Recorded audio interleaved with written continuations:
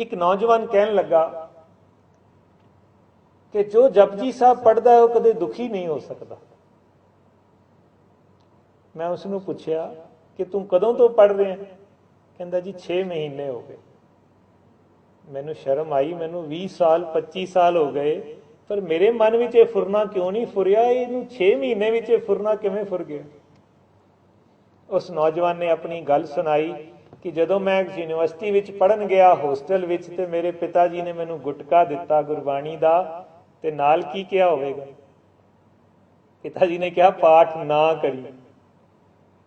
वो नौजवान कहता मैं पिता जी ने पूछया भी फिर गुटका क्यों दे रहे हो? पिता ने कहा कि बेटा तू इत्थे घर बैठे साडे कोल नहीं करदा ते होस्टल जाके कित्थे पाठ करेगा? वो कहता हाँ जी मैं तो नहीं करांगा, पर तुसी फिर गुटका क्यों दे रहे हो?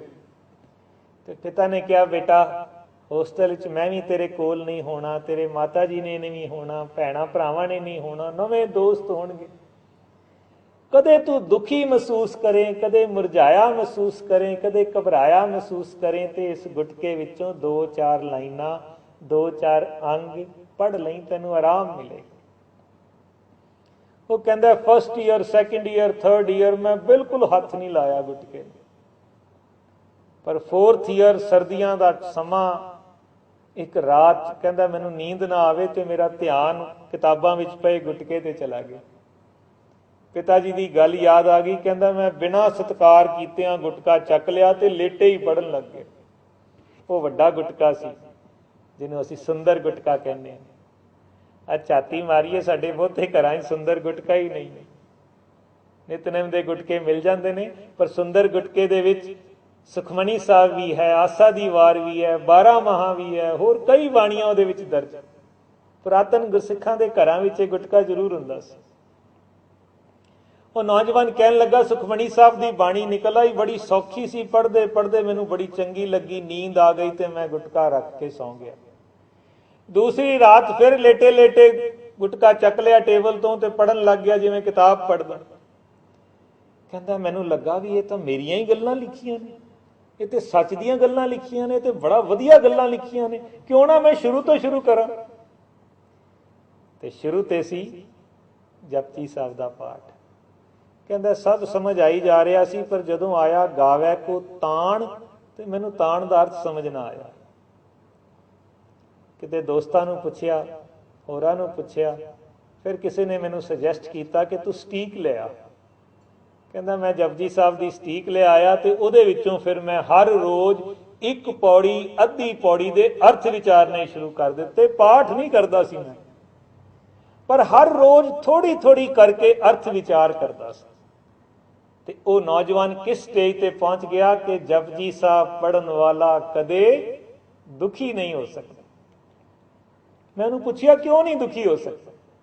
वो कहता जपजी साहब पढ़न वाला रोज पातशाह नूं कहंदा, एक बार नहीं, 2 बार नहीं, 3 बार नहीं, 4 बार की कहंदा, जो तुध पावै साई भली कार, जो तुध भावै।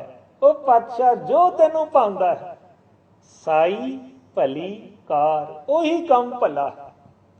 जिहड़ा रोज ये गल कहेगा वह दुखी होएगा। एक होर गल उस नौजवान ने कही कि देखो ये अनुभव की गल है। मैं पढ़ता रहा जपजी साहब 20 साल 25 साल, फॉर्मैलिटी पूरी कर दी, आले दुआले वाले भी खुश भी जपजी साहब रोज पढ़ता है, नितनेम रोज करता है, पर अनुभव नहीं सी होया। उस नौजवान नूं 6 महीने विच ही अनुभव हो गया। उस बड़ी प्यारी गल उसने दसी, कहंदा जी आम साडियां कारां ते पंजाब दे विच विशेष करके जदों नवीं कार लैने आ तो पिछे एक लाइन लिखाने आ जपजी साहब की। केड़ी लाइन जी? एह भे दात तेरी दातार। की मतलब होया जी? एह भी कार दे पिछे लिखिया एह भी, भावे कार की है? दात तेरी दातार। वो दातार है तेरी दात। नवा घर बनाया उहदे उत्ते लिख दिता एह भे दात तेरी दातार, भी ये घर पातशाह जी तुहाडी दात है। पर कमाल की गल इस तो पहली लाइन केड़ी है जी? अगली लाइन तो याद हो जाती है, दसनी सौखी है, पहली लाइन पिछली लाइन दसनी औखी। पातशाह फरमांदे ने केत्या दुख भूख सद मार, एह भे दात तेरी दातार। इत्थे एह भे दा की भाव? केत्या दुख भूख सद मार, ये दुख भी ये भुख भी, सद मार बड़ी वारी बार बार नुकसान हो रहा है, मार पै रही है। पातशाह जी ये भी तुहाडी दात है। भाई जिहड़ा दुख नूं दात कहेगा की वो कदी दुखी होएगा? कमाल दी गल पातशाह बाणी विच कहंदे ने कि गुरसिख ये ना सोचे उहदे ते दुख नहीं आणगे।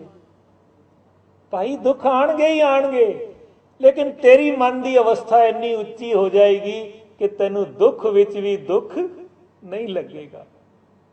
दुख सुख सम कर जाना, तू कहेगा ही नहीं ये सुख है तो दुख है।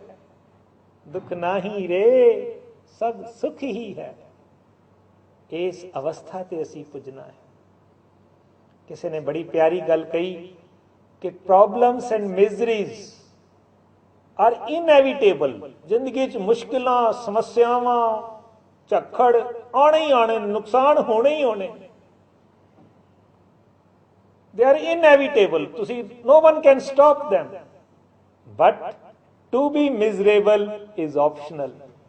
ये तुहाडी ऑप्शन है कि तुसी उहदे च मिजरेबल होना है कि नहीं होना, तुसी उस दुख विच दुखी होना है कि नहीं होना, ये तुहाडी मर्जी है। एक गुरसिख ने बाणी पढ़ के इस अवस्था ते पुजना है कि उन्होंने दुख भी दुख ना लगे।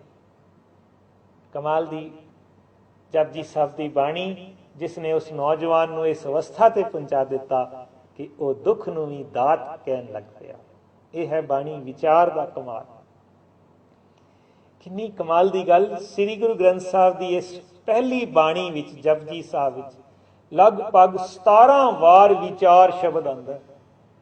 बार बार पातशाह कहते ने विचार विचार विचार। कुदरत कवन कहा विचार, अमृत वेला सच नाओ वड्याई विचार, वेखै विकसै कर विचार।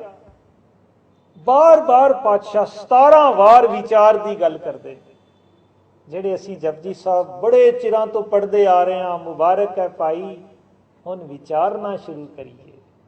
ते कला विचारना नहीं, इनू कमाना भी है।